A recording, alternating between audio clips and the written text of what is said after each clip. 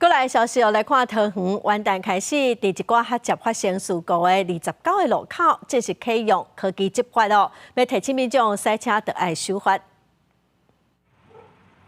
采购是摆提醒科技执法，114年1月7日启用，桃园29个路口新增加科技执法，其中包括27台多功能科技执法的设备，会当同一个时间抓超速、冲红灯，涵盖双条白线几项违规的情形。就开车要比较谨慎一点啊。怎么说？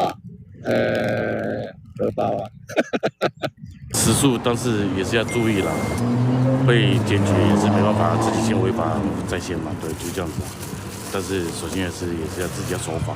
看到科技执法的牌子啊，你会不会更加小心谨慎？会啊，就会怕被拍啊。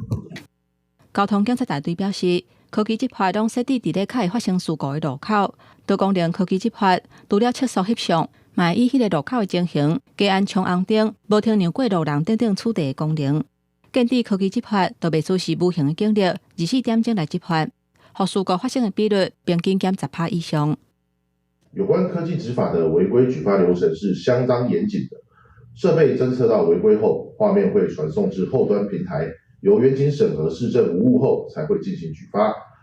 针对可能采罚的争议，交通警察大队表示，像这架白色的轿车，为着要让救护车经过，所以驶入去基慢车停等区。不过，所有设备侦测是违规，经过警察调影片出来看，都会随排除。强调启用科技执法，唔但提升效率，嘛重视合情、合理、合法的原则。公视新闻桃园采访报道。